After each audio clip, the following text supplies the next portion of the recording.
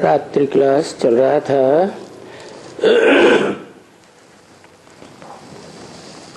5/4/1967 पहले पेज के मध्य में बात चल रही थी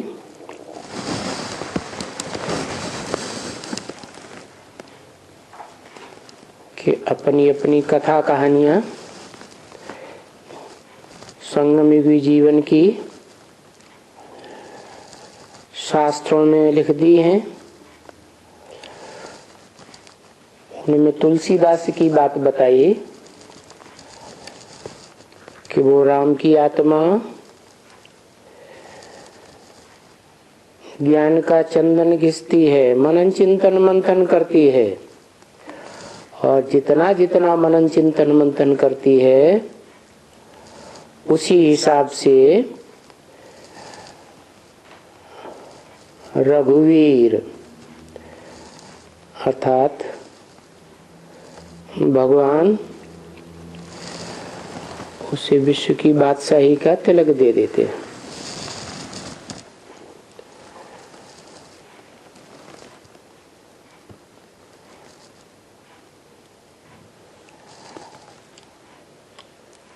अभी संगम युग में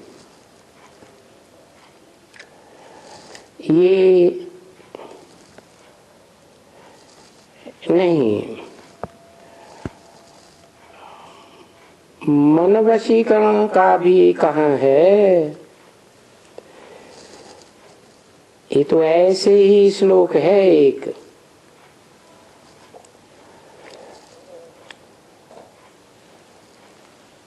तो किसी ने कुछ कहा वशीकरण है, मन मना भव। अब मन मना भव याद करो बाप को।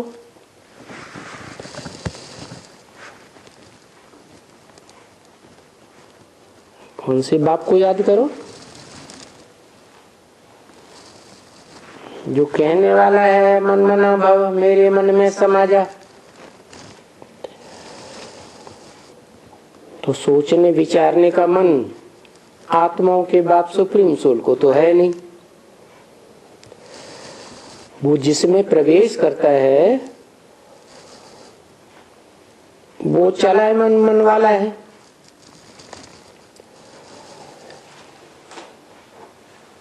और उसी बड़े बच्चे बड़ा पार्ट बजाने वाली आत्मा को सुप्रीम सोल बाप मंत्र देते हैं पहले पहले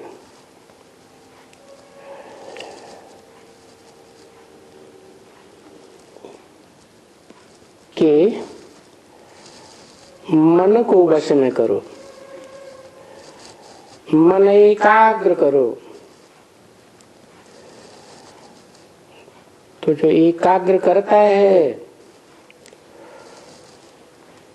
उसी को सब फॉलो करते हैं।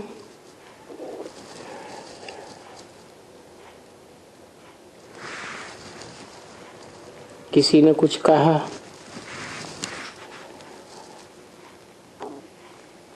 तो वशीकरण है मन मना भव, अर्थात मेरे मन की जो निसंकल्प स्थिति है उस स्थिति में ही समा जा। अब मन मना भव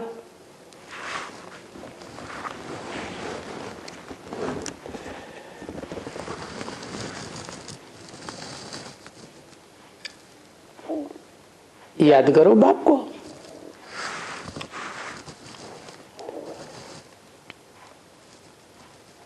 ये है बड़ी मुश्किलात। क्यों? जैसे गीता में कहा है अर्जुन से, अर्जुन ने पूछा ये मन तो बड़ा चंचल है, इसे कैसे कंट्रोल करें? तो भगवान ने कहा ये इसमें कोई संशय नहीं है, कि मन बहुत मुश्किल से कंट्रोल में आता है, परंतु उस मुश्किल को भी सहज करने वाला भगवान कहा जाता है। वो आता ही है सहज राजयोग सिखाने,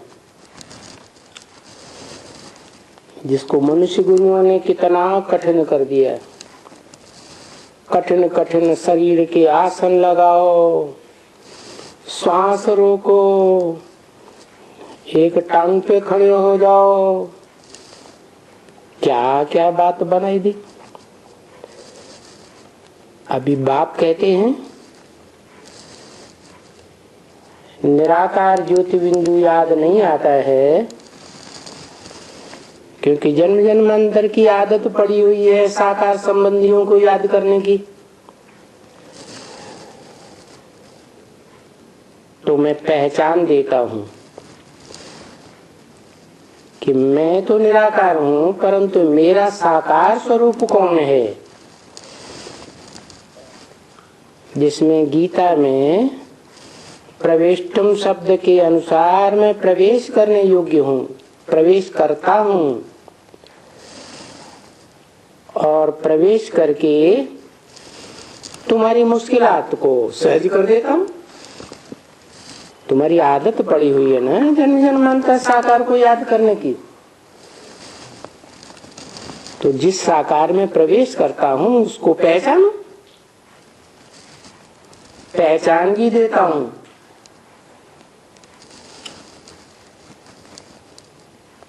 अब जो पहचानते हैं, जानते हैं, मानते हैं, उस साकार के मुख से निकली मत पर चलते हैं, तो उनके लिए सहज हो जाता है, क्योंकि उन्हें वो बड़ा रूप साकार याद आता है।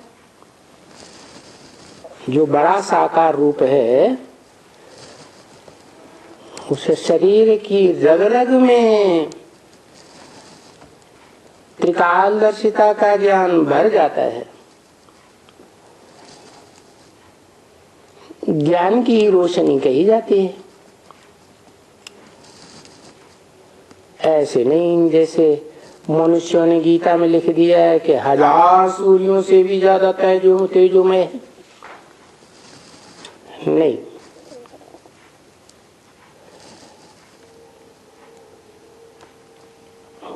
वो ऐसा ज्ञान स्वरूप है, तो उस बड़े रूप को भी याद करो जो लाल लाइट के रूप में दिखाया जाता है, जिसकी यादगार सोमनाथ मंदिर में लाल लाइट का गोल पत्थर था ना, जिसे लिंग कहा जाता, परंतु उस लिंग में वो सदा निराकार सदा शिव प्रवेश करता है और उसके संग के रंग से वो भी बाप समान बन जाता है। निराकारी, निर्विकारी, निरहंकारी बन जाता है, साकार स्वरूप भी। तो तुम्हारी निराकारी याद को जो मुश्किल है लगातार याद करना, उसको सहज कर देता है। सो भी बाप कहे कि गृहस्थ व्यवहार में रह करके उठते फिरते चलते हूबहू जैसे आशिक माशूक को याद करते हैं, जिनका इतना नाम गाया जाता है। मुसलमानों में लैला, मजनू, शेरी, फरहाद, कितने नाम हैं। वैसे ही तुमको ये रूहानी बाप को याद करना है, जो रूहानी स्टेज में टिका हुआ है। बाकी सब हैं जिस्मानी बातें।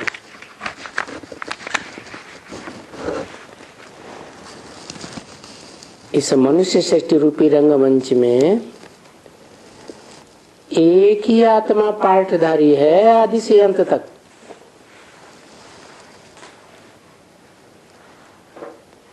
जो रूहानी स्टेज में रहने वाली है,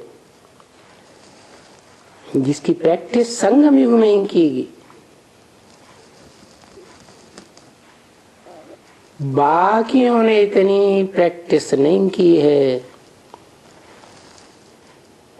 फाउंडेशन इतना पक्का नहीं पड़ता।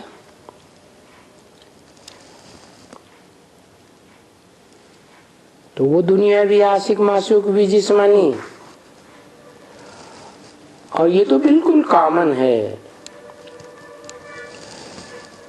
वो अनकॉमन है, और ये तो और ही कॉमन है। क्यों? क्योंकि तुमने इसको भक्ति मार्ग में अनेक जन्म याद किया है। भक्ति मार्ग में याद करते रहते हैं ना जन्म जन्मांतर। सभी आशिक उसे एक को याद करते हैं। 500-700 करोड़ मनुष्य आत्माएं सभी उस भगवान की आशिक हैं। वो एक ही माशूक है, बाकी सब आशिक हैं। तो जो आशिक हैं उनको याद करने के लिए कहते हैं, याद करते हैं। और जो याद करते हैं तो कोई मुफ्त में थोड़े ही किसी को याद करते हैं, है? कोई को रसगुल्ला याद आता है तो क्या मुफ्त में याद आता है? ऐसे याद आ जाता है? अरे खाया है तो याद आता है, मीठा लगा है, सुगंधित है तो याद आता है। तो मुफ्त में कोई नहीं याद करता, जरूर कब आता जरूर है और उससे मिलते जरूर हैं।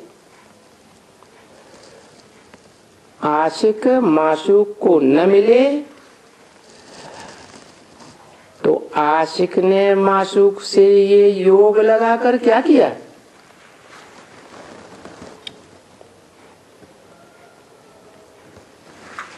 ये ऐसा माशूक है जिस पर ऊंच ते ऊंच आत्मा जो पार्टधारी है, जिससे ऊंच कोई भी आत्मा नहीं है,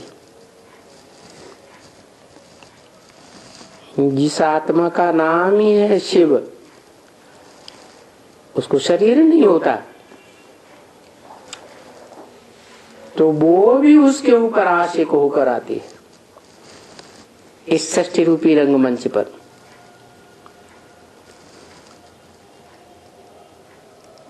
तो इस माशूक से ये योग लगाकर क्या किया?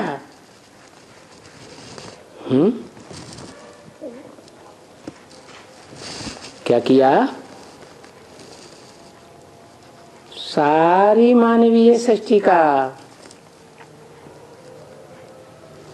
जो भी आत्मा रूपी एक्टर्स हैं, सारी वसुधा के रहने वाले एक्टर्स, सबका परिवार तैयार किया। अगर न मिले तो परिवार तैयार होता? वो ऊंचे ऊंचा आशिक इस दुनिया में पार्ट बजाने वाली आत्माओं में ऊंचे ते ऊंचा आशिक कौन?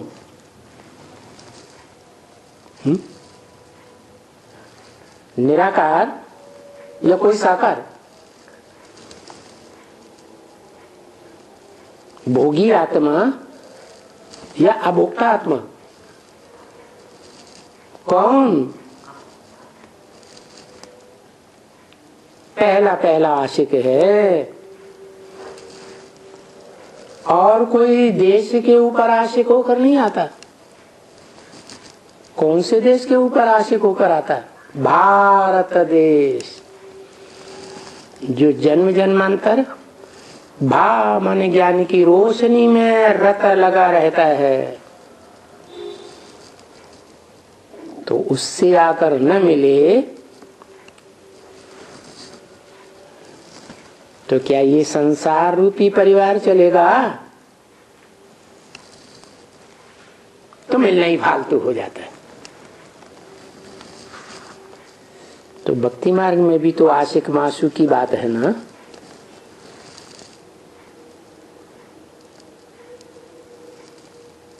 कहते हैं ना ज्ञान भक्ति और वैराग।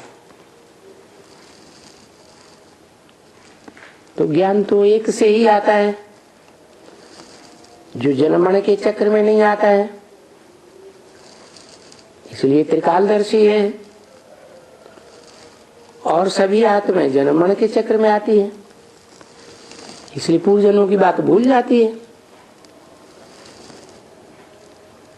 तो वो एक ही है जिसके पास त्रिकालदर्शिता का ज्ञान है और सदा ज्ञानी है। उस एक से ही ज्ञान आता है। ज्ञान माने जानकारी। किस बात की जानकारी? झूठ की जानकारी या सत्य की जानकारी? सत्य को ही ज्ञान कहा जाता है। तो ज्ञान मिलता है तो भक्ति क्या होती है? छूट जाती है। भक्ति नहीं छूटी है, कोई न कोई अंश रहता है। इससे साबित है पूरा ज्ञान नहीं मिला। तो देखो भक्ति मार्ग में भी आशिक माशूक की बातें होती हैं, तो ज्ञान मार्ग में तो कितनी गहराई होनी चाहिए। कोई ऐसे भी होते हैं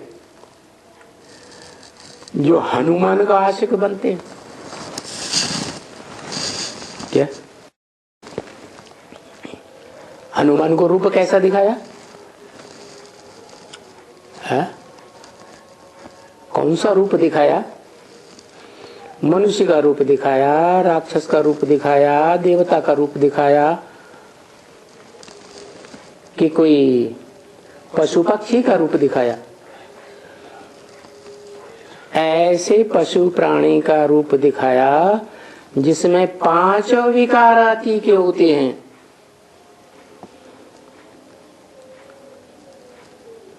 तो सब 5 विकार जिसमें अति के भरे हुए हैं, वो है साक्षात देह अभिमान का रूप, जो रावण के सिर पर गधा दिखाया जाता है। कितना भी ज्ञानी स्नान कराओ, लेकिन फिर देह अभिमान की फिर दो देह अभिमान की धूल में लौट जाता है।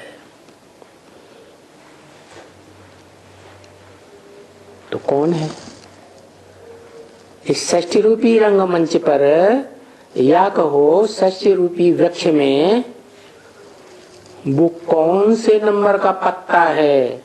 चैतन्य पत्ता है, जो पहले जन्म से ही, सतयुग के आदि से ही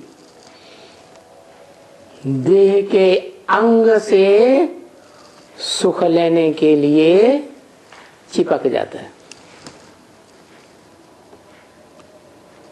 पहली आत्मा में ही ये रग भरी हुई है देह का सुख लेने की, पहले पत्ते में ही। तो जो 500 करोड़ पत्ता होगा इस षष्ठी रूपी वृक्ष का, मनुष्य षष्ठी में, तो उसमें वो देह अभिमान की रग नहीं होगी। वो देह अभिमान कूट कूट कर भरा रहता है, इसलिए उसको हनुमान के रूप में दिखाते हैं। उसका देह बड़ा पहलवान, बड़ा बलिष्ठ दिखाते हैं कि लुंजुम पुंजुम दिखाते हैं, बहुत बलिष्ठ दिखाते हैं। और उस बलिष्ठ हनुमान की, बलशाली की बड़े से बड़ी छाप कौन से स्टेट में देखी जाती है? जहाँ गली गली में उसके देह की मूर्तियां बनी हुई है। कौन सा स्टेट है? रोड रोड पे बनी हुई है। आंध्र प्रदेश, जिस रोड पे जाओ हनुमान खड़ा हुआ है, उनको हनुमान ही हनुमान दिखाई पड़ता है। तो बताइए कि कोई ऐसे भी होते हैं, उस देह अभिमानी ब्रह्मा के पुत्र, कहो हनुमान के पुत्र विकेश, जो उसी के आशिक बनते हैं।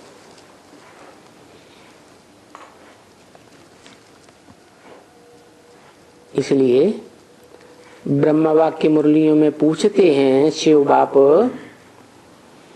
क्या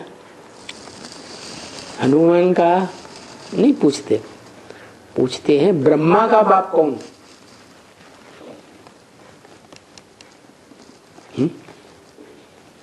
तो उसको याद करना चाहिए जो हनुमान का पाठधारी है, देह अभिमानी का पाठधारी है।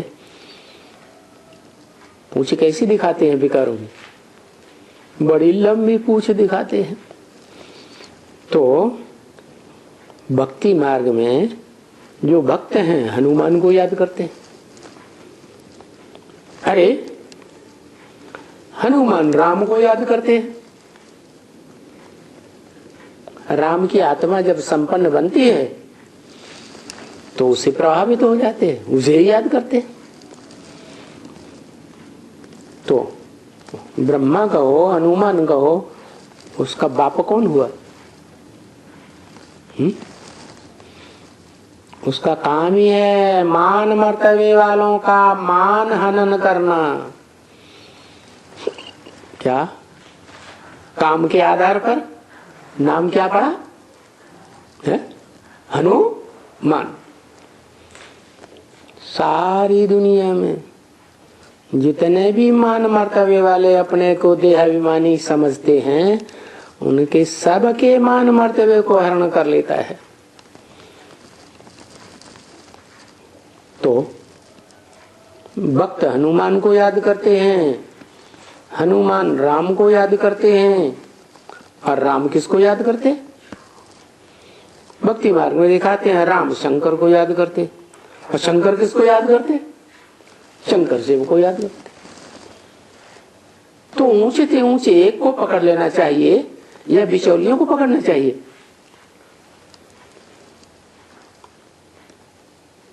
तो वो जो हनुमान के आशिक हैं वो उनको माशूक बनाते हैं।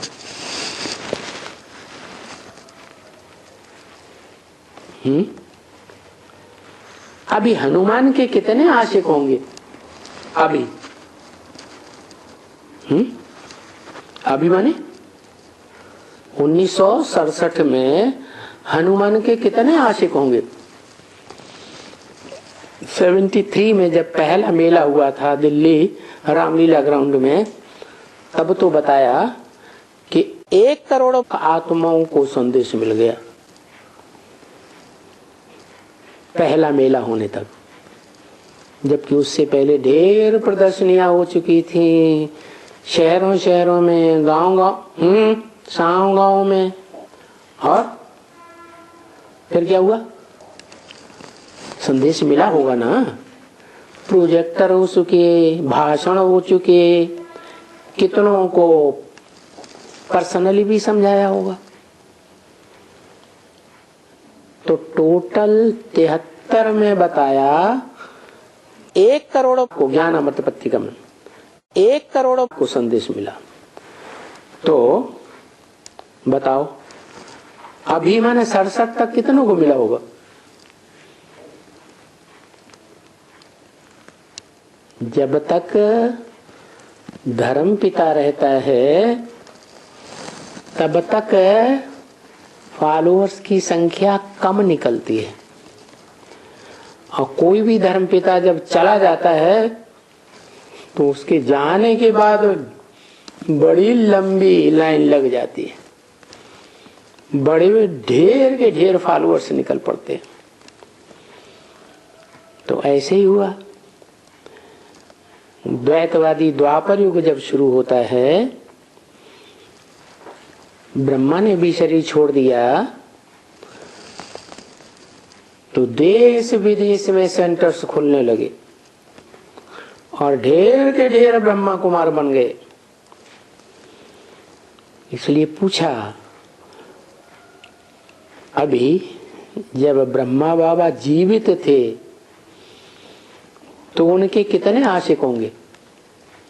थोड़े होंगे या ज्यादा होंगे? थोड़े ही आशिक। लाखों, कोई हजारों भी नहीं, लाखों।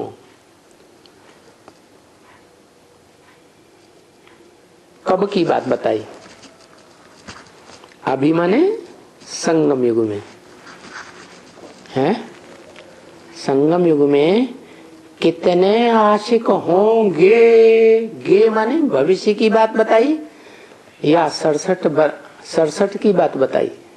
67 की भविष्य की बात पूछी तो अंत तक कितने हो जाएंगे उनके फॉलोअर्स हैं? जितने भी ब्रह्मा कुमार कुमारी देह अभिमानी हैं, जिन्होंने ब्रह्मा की गोद को प्रेफरेंस दिया, कुखवंशावली ब्राह्मण हैं, वो सब देह अभिमानी ब्राह्मण सत्युग में जाकर के नीची कुरी के देवता बनते हैं। दूसरी तीसरी चौथी पीढ़ी 7वीं 8वीं पीढ़ी के, और वो सभी आत्मिक स्थिति की कुछ न कुछ कमजोरी रह जाने के कारण द्वापर युग से द्वैतवादी धर्म पिताओं में कन्वर्ट हो जाते, उनके प्रभाव में आ जाते। तो पूछा इनके फॉलोअर से कितने होंगे? हैं? पूछा, जवाब भी दिया, लाखों, कोई हजारों भी नहीं। इनके फॉलोअर्स लाखों होंगे, इनके फॉलोअर्स। तो पहले जन्म की सत्युग की बात बताई फॉलोअर्स की, या अगले जन्मों में? अगले जन्म में तो दूसरे नारायण आ जाएंगे, तो उनके फॉलोअर्स और ऐड होंगे। तो कौन से जन्म की बात बताई? पहले जन्म में। पहले जन्म में कितने होंगे? हा? पहले जन्म में उनके, जब वो नारायण का रूप धारण करेंगे, 16 कला संपूर्ण नारायण बनेंगे, तो उनके फॉलोअर्स कितने होंगे? 9 लाख फॉलोअर्स होते हैं। उस पहले जीवन में, पहली पीढ़ी में उनके बाद जन्म लेने वाले परिवार के भांतियों की संख्या पहले जन्म, पहली पीढ़ी के अंत तक 9 लाख हो जाएगी।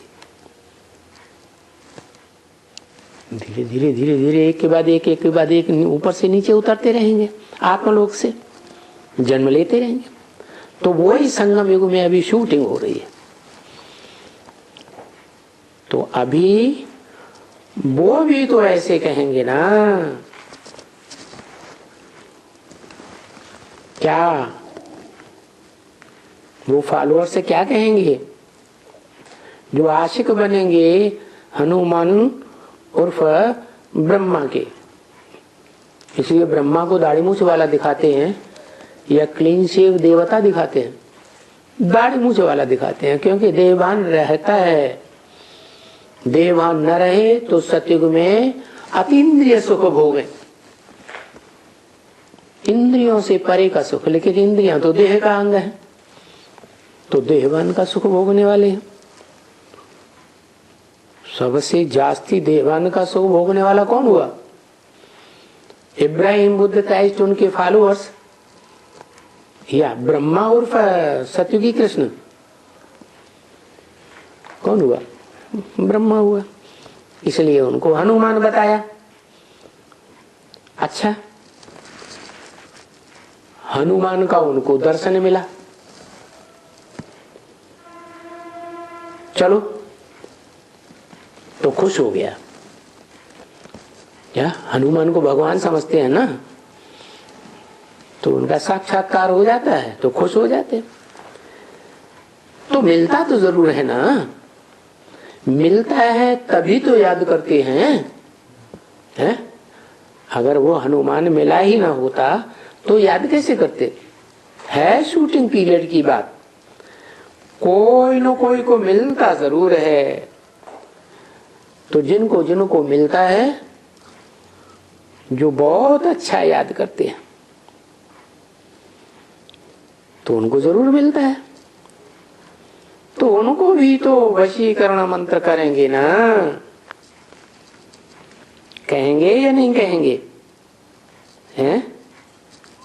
क्या हनुमान को भी अपने भक्तों को वश में करने का मंत्र मिलता है या नहीं मिलता है? उनको भी मिलता है। नंबरवार मिलता है या 100% मिलता है? नंबरवार ही मिलता है, क्योंकि हनुमान राम को याद करते हैं, और राम वाली आत्मा सारी मनुष्य सृष्टि का बाप, विश्व पिता। तो सारे विश्व के जो भी मनुष्य मात्र हैं, सब उनको याद करते हैं। तो वशीकरण मंत्र की प्रभाव की बात है भाई। उनको वश में कर लिया। क्या कर लिया है? उनको जो प्रभावित हो गए उनको वश में कर लिया। आज की गवर्नमेंट क्या कहती है? क्या कर लिया? ब्रेन वॉश कर दिया। अरे ये ब्रेन वॉश करना, ये ब्रेन बनाने वाले का काम है। जन्म जन्मांतर है, जन्म से ही हरेक को अपना अपना ब्रेन मिला हुआ है, उसको वाश कौन करेगा? मनुष्य वाश करेंगे क्या? तो ये तो भगवान की बात है,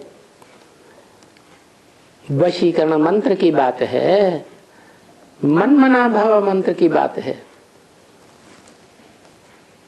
जो कहता है मेरे मन की एकाग्रता में समा जा, जैसे मेरा मन एकाग्र हुआ, ऐसे तुम सब भी 500-700 करोड़ मनुष्य मात्र भी मेरे मन में समा जाओ, अर्थात निसंकल्प स्टेज में समा जाओ। हर मनुष्य आत्मा के अंदर अलग अलग संकल्प चलते हैं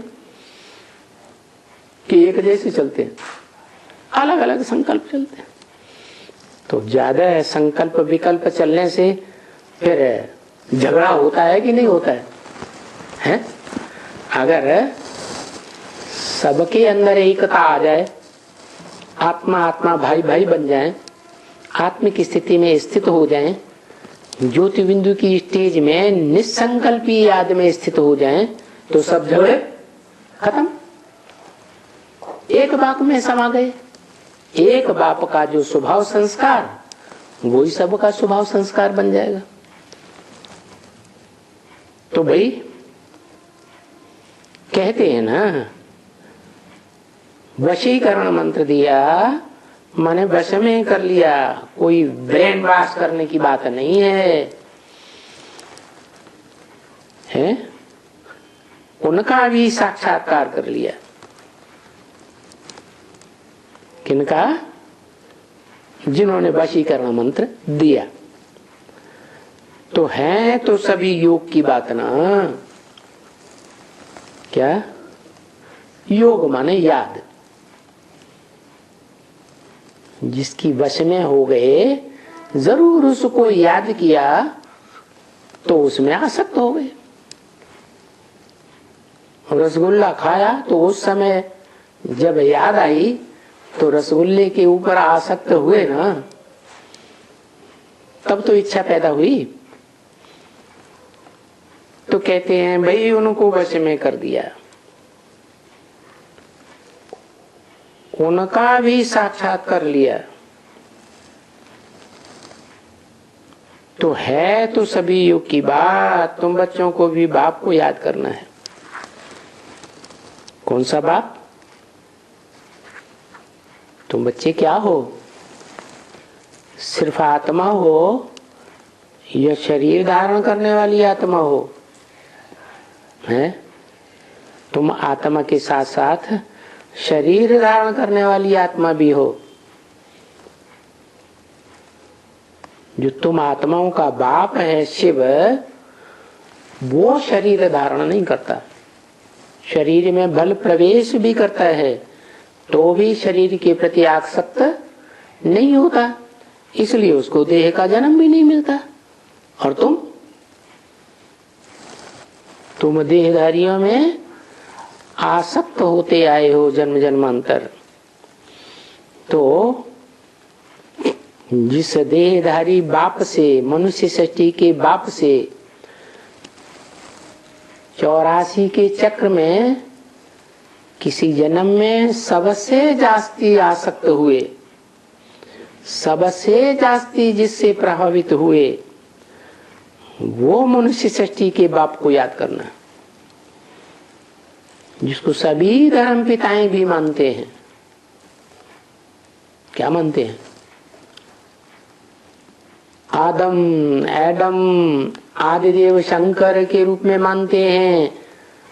मानते तो हैं लेकिन बेचारे क्या जानते नहीं है। तो वो जानकारी देने के लिए कि इस मनुष्य सृष्टि का हीरो पार्टधारी आदि से लेकर सृष्टि के अंत तक पार्ट बजाने वाला कौन है, वो बताने के लिए आत्माओं का बाप हेवनली गॉड फादर शिव इस सृष्टि पर आते हैं। तो उस बाप को याद करेंगे तो तुम माया पर जीत पहन लेते हो। क्योंकि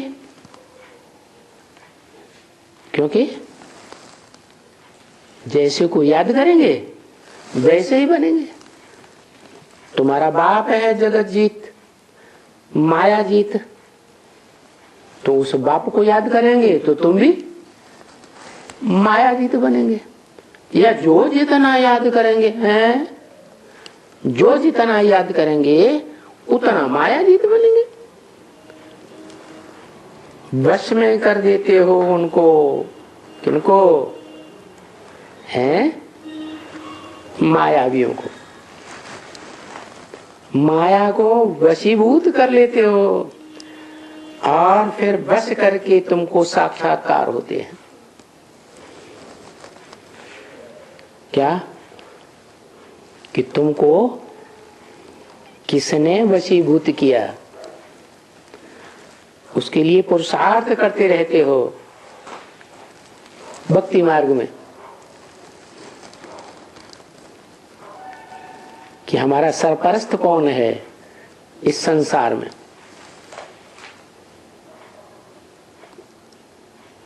कौन है जिसके आधार पर हमारा सुधार होता है। तो पुरुषार्थ करते रहते हो। पुरुषार्थ माने, पुरुष माने आत्मा, अर्थ माने आत्मा के लिए जो प्रयत्न करते हो, जो पुरुषार्थ परम पिता परमात्मा ही सिखाते हैं। इसलिए कहा जाता है कि वो परम पिता परमात्मा पुरुषार्थ कराने वाला भी है और पुरुषार्थ करने वाला भी है। करण करावनहार है, करता भी है, पहले खुद करके दिखाता है, फिर बच्चों से कराता है। क्योंकि ये भी तो साक्षात्कार ही चाहते हैं ना। हम भला अच्छा अपनी राजाई का साक्षात्कार करें कि हम राजयोग सीख करके राजा तो बनेंगे, लेकिन छोटे राजा बनेंगे, मीडियम बनेंगे, बड़े राजा बनेंगे। ये राजाई का साक्षात्कार तो हो। तो कौन से जन्म में साक्षात्कार होता है? ये षष्ठी रूपी रंगमंच का शूटिंग पीरियड है। कलयुग का अंत और सतयुग का आदि का 100 साल का समय, जिसमें हर मनुष्य आत्मा को अपने अनेक जन्मों का साक्षात्कार होता है। किस जन्म में हमने क्या राजाई प्राप्त की, कहाँ राजा बने, कितने बड़े राजा बने, छोटे बने, बड़े बने, वो अभी बुद्धि का साक्षात्कार होता है। अभी माने कभी संगम युग में। नर से नारायण, नारायण बनने का साक्षात्कार करें। कौन से नंबर के नारायण बनेंगे? क्योंकि सतयुग में तो 8 गद्दियां चलती है। उन 8 गद्दियों में कौन सी पीढ़ी के नारायण बनेंगे? अच्छा, हम साक्षात्कार कैसे करें? हम साक्षात्कार कर सकते हैं, वो तो है ना साक्षात्कार। साक्षात करने की चीज है। पक्का पक्का बुद्धि में बैठ जाए कि हम ये बनने वाले हैं। आत्मा कहते हो, पार्टधारी है ना आत्मा।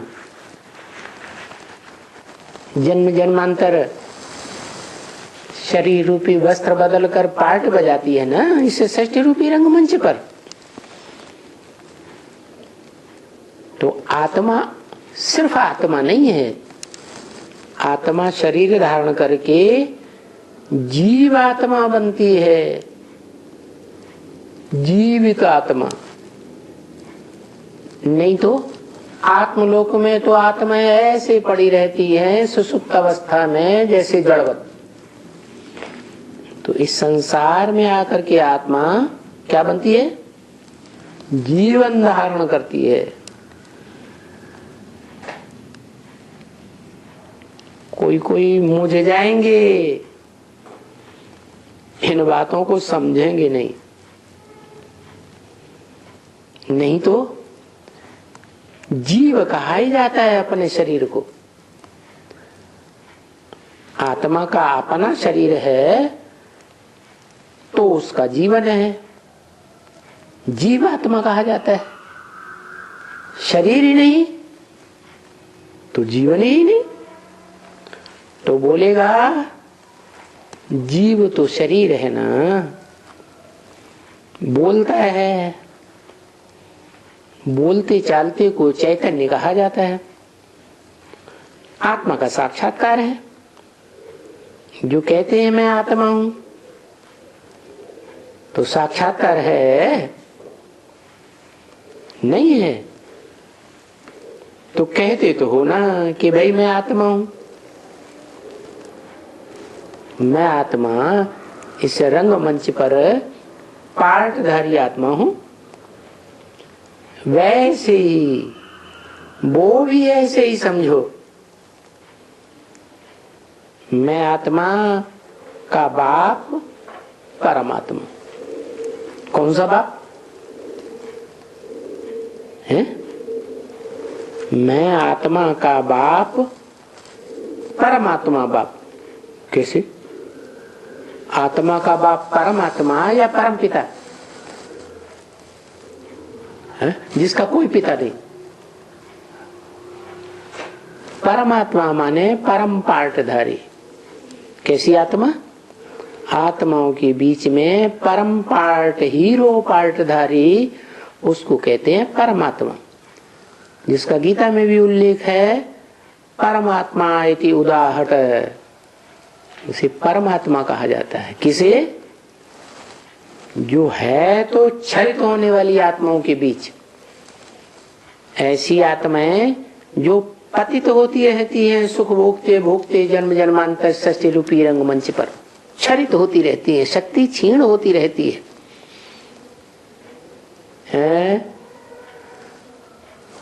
शक्ति क्षीण होती रहती है। लेकिन जो भी शरीरधारी आत्माएं हैं,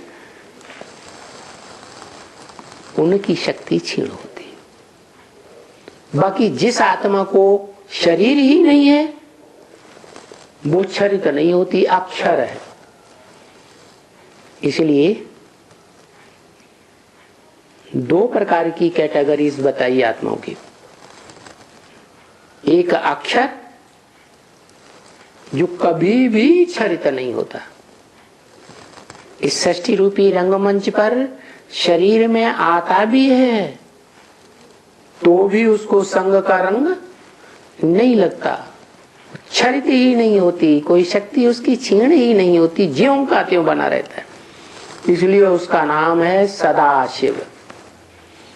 परंतु वो कहता है, मैं इस सृष्टि पर आता ही इसीलिए हूं कि तुम बच्चों को नंबरवार आप समान बना कर जाऊं। तो जरूर कोई एक बड़ा बड़ा बच्चा ऐसा है आत्मा रूपी बच्चों के बीच में, जो शिव बाप के समान सदा शिव बनता है। जैसे बाप अपने परिवार का कल्याणकारी होता है, ऐसे वो मनुष्य सृष्टि का बाप 500-700 करोड़ मनुष्य सृष्टि का कल्याणकारी बाप है। सदा कल्याण का चाहता है, किसी बच्चे का कल्याण नहीं चाहता। तो मैं आत्मा का बाप कौन? परमात्मा बाप। मैं आत्मा जो भोक्ता आत्मा हूं, क्षरित होने वाली आत्मा हूं, तो क्षरित होने वालों का बाप भी कैसा होगा? क्षर या अक्षर? क्षर माने क्षरित होने वाला, बाप भी जरूर क्षरित होने वाला ही है। सृष्टि की आदि में जब तक संगम युग रहता है, नई सृष्टि सतयुग नहीं आती है, पहला सीन जब तक नहीं आता है, तब तक अक्षर रहता है। और फिर वो आत्मा भी क्षरित होना आरंभ होती है, लेकिन औरों के मुकाबले धीमी गति से क्षरित होती है, या औरों की तरह तीव्र गति से नंबरवार है? धीमी गति से क्षरित होती है। क्यों? कारण योग बल, वशीकरण मंत्र सबसे जास्ती धारण किया है संगम युग में, तो क्षीणता भी धीरे धीरे आएगी। तो ऐसे ही समझो, वो भी समझ लो पक्का पक्का कि मुझे पार्टधारी आत्मा भोगी आत्माओं के बीच में, क्षरित होने वाली आत्माओं के बीच में, मुझ आत्मा का बाप कौन है? जिससे मुझे वर्षा मिलता है, या हम सब मनुष्य मात्र को बाप का वर्षा मिलता है। वो बाप कौन है? परम पिता, जिसका कोई पिता नहीं, सुप्रीम गॉड फादर, या हीरो पार्टधारी मनुष्य सृष्टि का बाप। तो जब ये समझा जाता है कि बाप वो है, वो कह के दूर क्यों कर दिया है? नजदीक नहीं है, बाजू में नहीं बैठा है। जो बोलने वाला शिव की आत्मा ब्रह्मा वाली आत्मा के बाजू में बैठी है, दादा लेखराज ब्रह्मा के बाजू में, वो भी नहीं है। जिसके बाजू में बैठी है वो भी नहीं है। मनुष्य सृष्टि का बाप परमात्मा हीरो पाटदारी दूर कर दिया कि भविष्य में वो है, माने वो पार्ट अभी आने वाला है, तो वो देते हैं और तो कोई नहीं देते हैं ना। है वर्षा कौन देते हैं? मनुष्य सृष्टि को सुख शांति का वर्षा कौन देते हैं? है आत्माओं का बाप देते हैं या मनुष्यों का बाप देते हैं? मनुष्यों का बाप मनुष्य आत्माओं को सुख और शांति का जन्म जन्मांतर का वर्षा देते हैं। तो बातें तो बहुत समझने समझाने की है, परंतु बाप जब कहते हैं कि ये जो राजाई लेने वाले हैं, राजयोग सीखकर,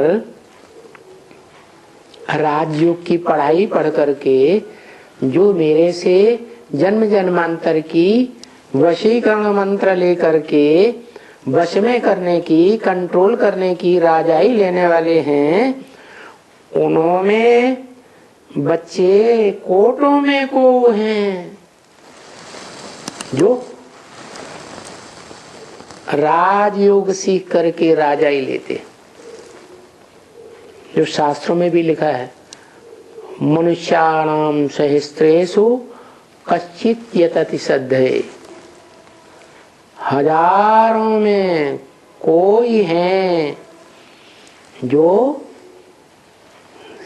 योग की सिद्धि प्राप्त करते हैं,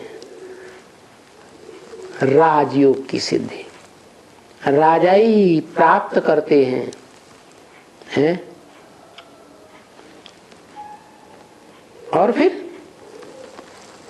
कोटों में भी को और को में भी को, एक से एक श्रेष्ठ राजाई लेने वाले हैं। तो बताया इस ईश्वर की पढ़ाई में, राजयोग की पढ़ाई में प्रजा बनना तो बिल्कुल सहज है।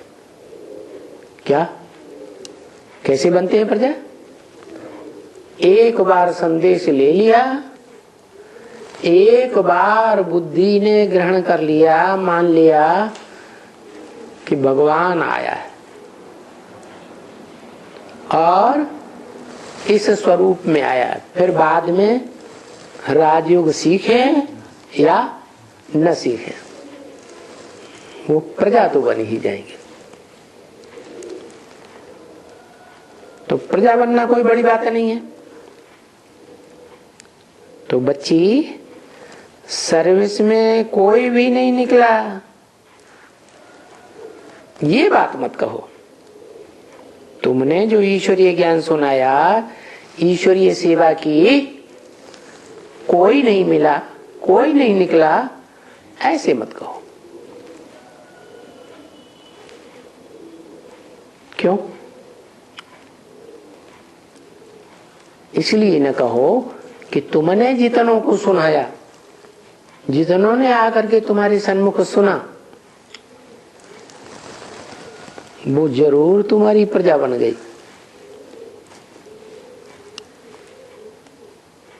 तो कोई भी नहीं निकला, अच्छा एक निकला, आधा निकला,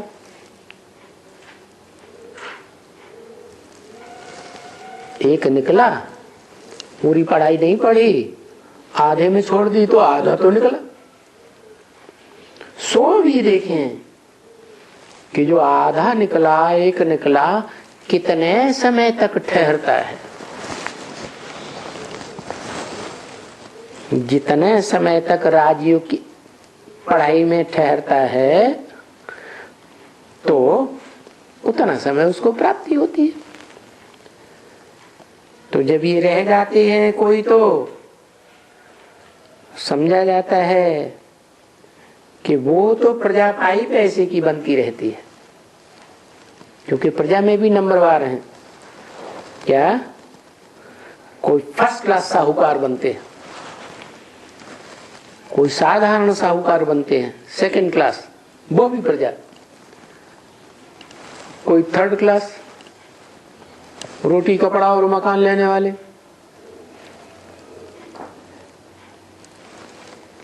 कोई गरीब। तो फोर्थ क्लास प्रजा भी होती है। जो समझते हैं ये कुछ अच्छा समझ जाएगा तो फिर प्रजा में भी ऊंच पद पाएंगे। क्या प्रजा में भी कोई ऐसे ऐसे बड़े बड़े साहूकार होते हैं जो राजा की जहां गद्दी लगती है, ऊंचे ऊंचे अधिकारी बैठते हैं, उनके साथ ही बैठते हैं। ऐसे भी कोई बड़े साहूकार निकलते हैं जो राणा प्रताप जैसे पावरफुल राजा, जो महान कहा जाता है, सम्राट अकबर, उसको भी मात खिलाई देते हैं। तो ऐसे राजा को भी, ऐसे बड़े बड़े साहूकार दोबारा राजा ही स्थापन करने के लिए धन संपत्ति बड़े बड़े बेहिसाब मुहैया कराए देते हैं। तो प्रजा में भी ऊंच पद पाने वाले होते हैं ना, तो नंबरवार समझने वाले, और सो भी जितना तुम आगे चलते जाएंगे और तुम्हारी समझ वृद्धि को पाती जाएगी।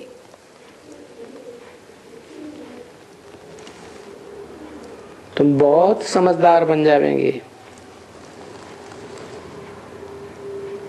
ये ज्ञान कोई व्यर्थ थोड़ा ही है। ये राजयोग की पढ़ाई व्यर्थ तो नहीं है ना बच्चे। इस ड्रामा को तो समझते हैं ना। Nothing new. कल पहले भी ऐसे ही पार्ट बजाया था। समझने वाले समझते हैं, नहीं समझने वाले नहीं समझते हैं। पुरुषार्थ करने वाले पुरुषार्थ करते हैं, कोई कम कोई ज्यादा। तो दुखी नहीं होना चाहिए कि इतनों को ज्ञान सुनाया, कोई नहीं निकला, या एक ही निकला, आधा निकला। जो कुछ हम करते हैं उससे अर्थ निकलता है, व्यर्थ कुछ भी नहीं जाता है। हम ब्राह्मणों का जो भी पुरुषार्थ किया, जो भी सेवा की, यज्ञ में ईश्वरीय ज्ञान की, वो सब सार्थक है। ज्ञान की सेवा नहीं की, वाचा की नहीं की, कर्मणा की, वो भी सार्थक है। रावण राज्य में व्यर्थ जाता है, सब कुछ व्यर्थ चला जाता है, कुछ भी कमाई नहीं होती। और ये कौन सा राज्य स्थापन हो रहा है? राम राज्य स्थापन हो रहा है। क्या? किसका राज्य? राम राज्य का गायन है। कृष्ण राज्य का क्यों नहीं है? क्योंकि कृष्ण थोड़े ही राजा ही स्थापन करते हैं। राजाई की स्थापना कौन करते हैं? हैं? राम वाली आत्मा ही संगम युग में शिव समान शक्ति को धारण करती है। प्रैक्टिकल जीवन में राजयोग के द्वारा वशीकरण मंत्र से, तो उसी का गायन है राजाई लेने का। और उसी की राजाई गाई जाती है, राम राज्य।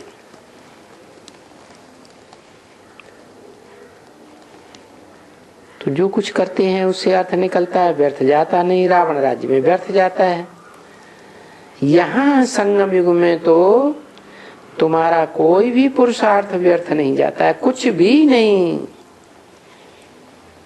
कदम कदम जो भी यहाँ इस यज्ञ में सेवा में उठाते हो, इस समय तरफ तो सब कुछ तुम्हारा सार्थक ही होता है। ओम शांति।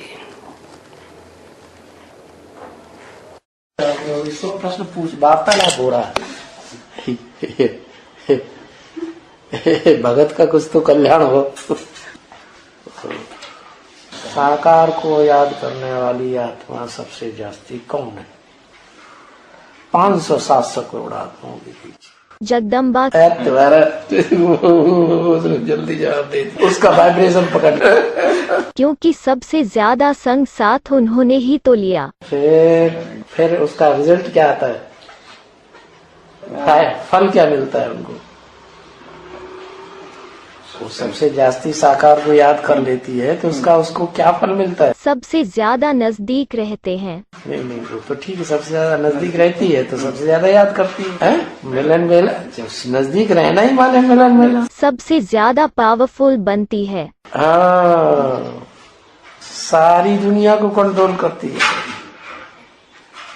राज करेगा खालसा, लक्ष्मी को भी कंट्रोल करती है, रुद्रमाला के दूसरे मणके को भी कंट्रोल कर लेती है, काशी माँ को भी कंट्रोल कर लेती है, गंगा को नहीं, गंगा को भी कंट्रोल कर लेती है। उनको भी क्या, जबकि गंगा की सवारी दिखाते हैं। थोड़े समय में नहीं तो जगदम्बा कैसे कही जाएगी? एक प्रकृतिपति बाप को छोड़कर सबको कंट्रोल कर लेती है।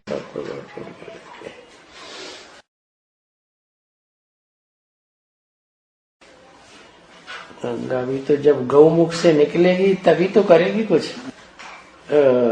मगरमच्छ सवारी नीचे उतरेगी तभी तो मगरमच्छ सवारी करेगी। गौमुख से निकलते ही मगरमच्छ शुरू हो जाएगा। मैदान में आती है तब मगरमच्छ होते हैं। मगरमच्छों का देश है। मगरमच्छ क्यों का है? सारी मछलियों पर सवार कर लेती है। ये फरक्कावादी समझ जाएंगे ना तब फर से सारी दुनिया को खा जाएंगे।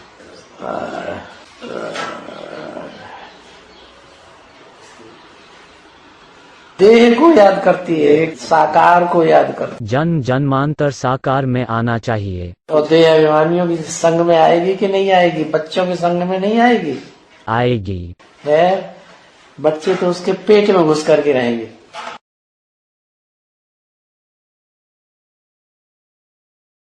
सबसे ज्यादा संग बच्चों का लगेगा ना कि बाप का लगेगा? बच्चों का लगेगा।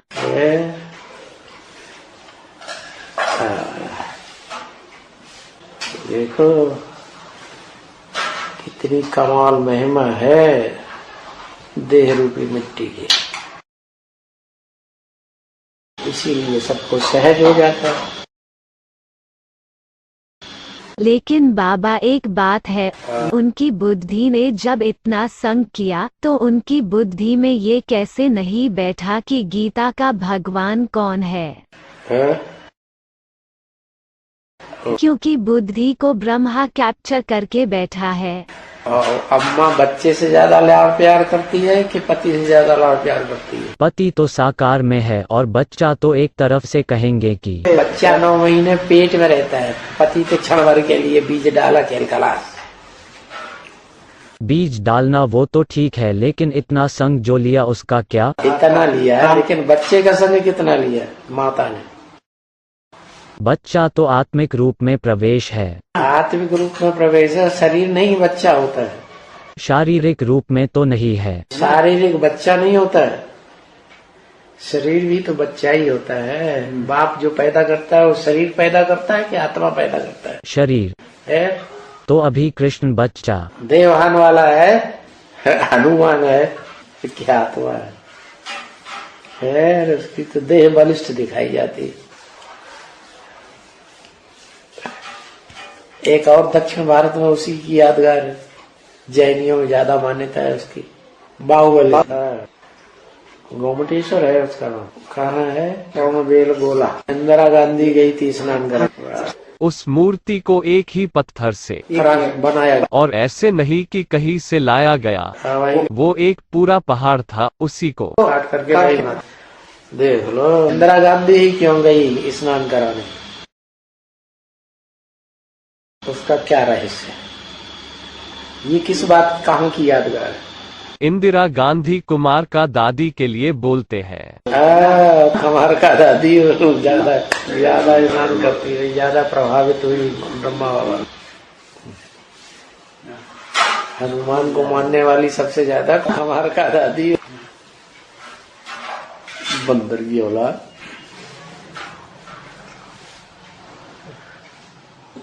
ब्रह्मा कुमार से पूछो तुम्हारी कुमार का दादी किसकी औलाद, तो बताओ बड़े बंदर की औलाद। गुस्से में आएंगे।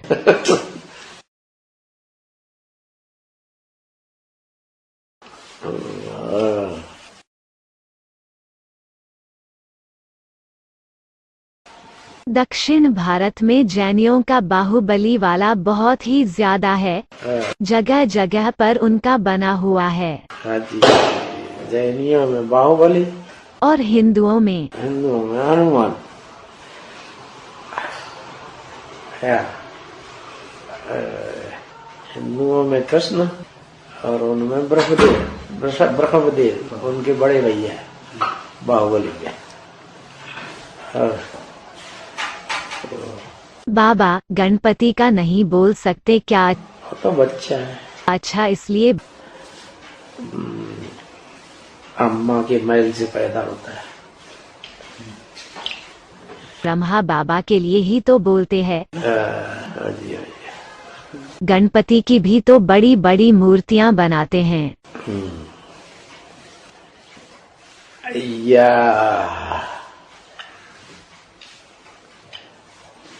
नॉर्थ इंडिया में भी बनाने लगे, वो देखिए करोल बाग के पास। नॉर्थ इंडिया में जानवरों की भी पूजा करेंगे ना, तब प्रधान बनेंगे, जानवरों को भी भगवान मानेंगे। आंध्रा में शहर शहर में हनुमान की मूर्ति है क्या? शहर शहर में नहीं है, रोड रोड रोड रोड में क्या? अच्छा, रोड पे चित्र बनाते हैं, एक्सीडेंट नहीं होता है बोलते हैं। वो तो भूत प्रेतों का हेड है, उसके सामने भूत प्रेत कैसे आएंगे? इसलिए बालाजी में ले जाते हैं भूत प्रेतों को निकालने के लिए। दक्षिण भारत में बालाजी बोलेंगे तो तिरुपति है। तिरुपति ही तो कृष्ण है। लेकिन उत्तर भारत में बालाजी के हनुमान के मंदिर है। बाल समय रवि भक्ष लियो, बचपन में उन्होंने सूर्य को खा लिया, तब तीनों लोक भयो अंधियारो। कहाँ की यादगार? यज्ञ के आदि में। हाँ, यज्ञ के आदि में 42 के बाद उसका प्रभाव नष्ट कर दिया सूर्य, अब खुद बन के बैठ गए।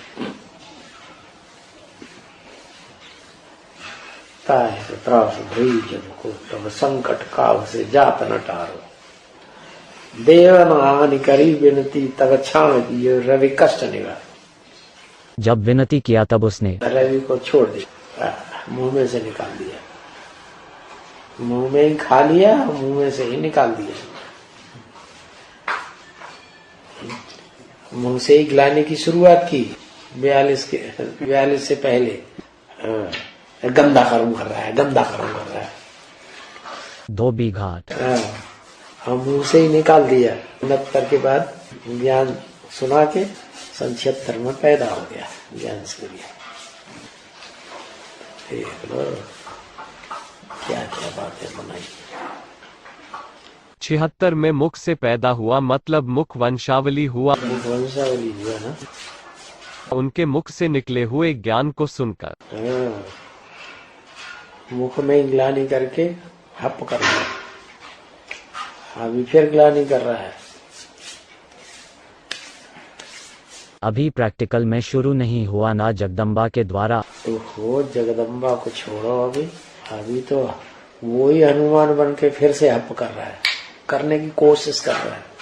अब कैसे आप कर पाएगा? अभी किस पाठधारी द्वारा कर रहे हैं? किस पाठधारी की तुम? पाठधारी तो बहुत से हैं ब्रह्मा कुमार वहाँ, बड़े बड़े जबरदस्त मैं ब्रह्मा बाबा। हत्यारे हैं, बड़े बड़े हत्यारे बैठे हुए, जाने कितने ब्रह्मा कुमारों को जंगल में ले जाए, मौत के घाट उतार दिया, नोटों में गड्डियां दे के पुलिस में शांत करा दिया मामले को। बोल नोट की गड्डियां दे के अभी क्या कर रहा है? इसलिए उन्होंने शमशान घाट भी अलग बना दिया। ब्रह्मकुमारियों का शमशान घाट अलग है, यहाँ आबू में। आबू रोड में। हाँ, वो माई वर्ल्ड है ना, हाँ। उसके थोड़ा आगे जाएंगे तो शमशान घाट है, ब्रह्मा कुमारी हुआ। स्पेशियल। अच्छा, और पब्लिक का कहा? पब्लिक का कहीं दूसरी जगह है, नदी मालूम है? मालूम नहीं है। उनका हॉस्पिटल और शमशान घाट भी अलग हो गया, मामला ऐसे ही रफा दफा हो जाएगा। कुछ भी होता है, ज्यादा कहाँ जला दो, कोई को पता नहीं चलेगा। चालाक की दुम।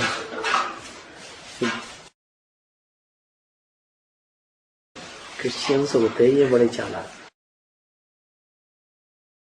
नस नस में चालाकी भरी गई।